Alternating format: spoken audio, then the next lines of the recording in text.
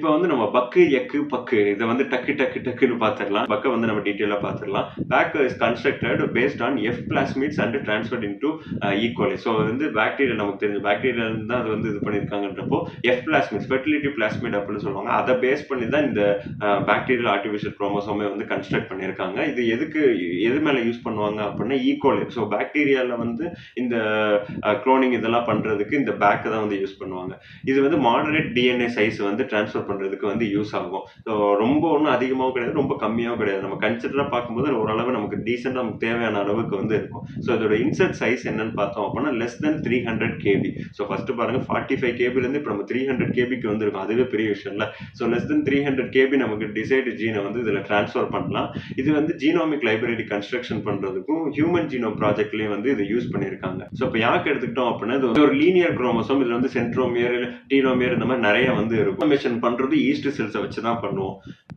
இருக்கிறதுலே large DNA ஃப்ராக்மெண்ட்ஸை transfer பண்றது இந்த யாக்கை வச்சு தான் நம்மளால பண்ண முடியும். ஸோ கிட்டத்தட்ட 100ல இருந்து 3000 கேபி ஆஃப் டிஎன்ஏ வந்து நம்மளால இதுல வந்து டிரான்ஸ்ஃபர் அண்ட் ரெப்ளிகேட் வந்து பண்ண முடியும். பாருங்க எங்க இது வரைக்கும் நம்ம 100 கணக்கில் பேசியிருந்து இப்போ 3000க்கு போயிருச்சு. கிட்டத்தட்ட ஈவன் சம் கேசஸ்ல வந்து million base pairs of DNA வந்து நம்ம இதுல வந்து டிரான்ஸ்ஃபர் அண்ட் குளோனிங் வந்து நம்ம பண்ண முடியும்.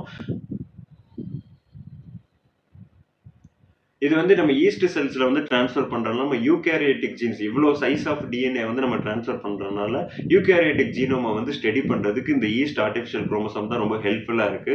ஸோ இதுல அதிகமா டிஎன்ஏ டிரான்ஸ்ஃபர் பண்ண முடியுது அப்படின்னா இந்த பாக்டீரியல் ஆர்டிஃபிஷியல் குரோமோசோமை விட இதுதானே அட்வான்ஸ்டா இருக்கும். ஸோ இதுதான் அடுத்து கண்டுபிடிச்சிருப்பாங்கன்னு நினைச்சிருப்போம். பட் ஆனால் அப்படி கிடையாது.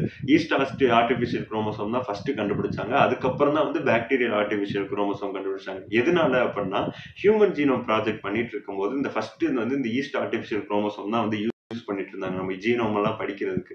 பட் ஆனா இது வந்து ரொம்ப அன்ஸ்டேபிளா வந்து இருக்கும். ஸோ நம்ம யூகேரியோட்டிக் ஜீனோம்லாம் படிக்கும்போது ரொம்ப அன்ஸ்டேபிளா இருக்கனால என்ன பண்ணாங்க அப்படின்னா இது ரொம்ப பெரிய நம்ம சீக்வன்ஸ் டிரான்ஸ்ஃபர் பண்றதுனால ரொம்ப டக்குன்னு ஏதாவது டீக்ரேட் ஆயிருது. நிறைய வந்து ஓவர்லாப்பிங் சீக்வன்ஸ் எல்லாம் வருது, தப்பான ரிசல்ட்ஸ் வருதுன்றனால பாக்டீரியல் ஆர்டிஃபிஷியல் குரோமோசோம் கண்டுபிடிச்சு அதை வந்து ஹியூமன் ஜீனோம் ப்ராஜெக்ட்டுக்கு வந்து யூஸ் பண்ணாங்க. ஸோ இப்படிதான் வந்து ஃபர்ஸ்ட் யாக்கு தான் வந்துச்சு, அதுக்கப்புறம் பேக் வந்துச்சு.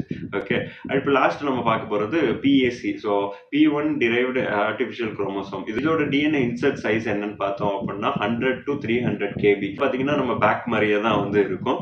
இது வந்து சிமிலர் டு பேக் அண்ட் யாக் தான். ஆனா பாக்டீரியல் செல்ஸ்ல இன்னும் கொஞ்சம் வந்து ஸ்டேபிளா வந்து இருக்கும் அப்படின்றத சொல்றாங்க.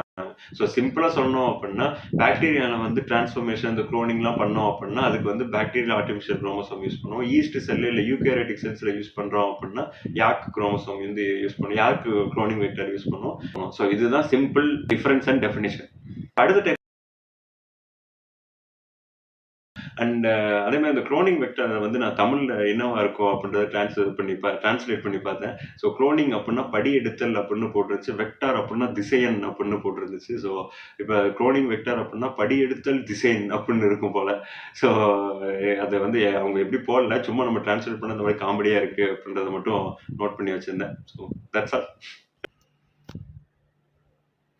நமக்கு தேவையான ஒரு ஜீனை ஒரு பாக்டீரியாக்குள்ளே கொண்டு போகிறதுக்கே வந்து பிளாஸ்மேடு, ஃபாஜ்மேடு, பேக், யாக் அப்படின்னு சொல்லிட்டு ஏகப்பட்ட குளோனிங் வெக்டார்ஸ் வந்து தேவைப்படுது. அதே மாதிரி தான் நம்ம லைஃப்பில் நமக்கு தேவையான ஒரு விஷயம் நம்மளோட ட்ரீம் அச்சீவ் பண்ணுறதுக்கு ஹார்ட் ஒர்க்கு, சின்சியாரிட்டி, பாசிட்டிவிட்டி அது இதுன்னு ஏகப்பட்ட விஷயங்கள் வந்து தேவைப்படுது. ஸோ இருக்கிற வரைக்கும் ஹாப்பியாக இருப்போம், சுற்றி இருக்கவங்க எல்லாரையும் ஹாப்பியாக வச்சிருப்போம். இந்த வீடியோ உங்களுக்கு பிடிச்சிருந்தா like, comment, share, subscribe and bell icon hit பண்ணிடுங்க. அண்ட் திங்க் பயாலஜி திங்க் மிஷனோட இன்ஸ்டாகிராம், ட்விட்டர், ஃபேஸ்புக் அந்த பேஜஸோட லிங்க் டிஸ்கிரிப்ஷனில் இருக்குது, அதையும் ஃபாலோ பண்ணிடுங்க. பாய்.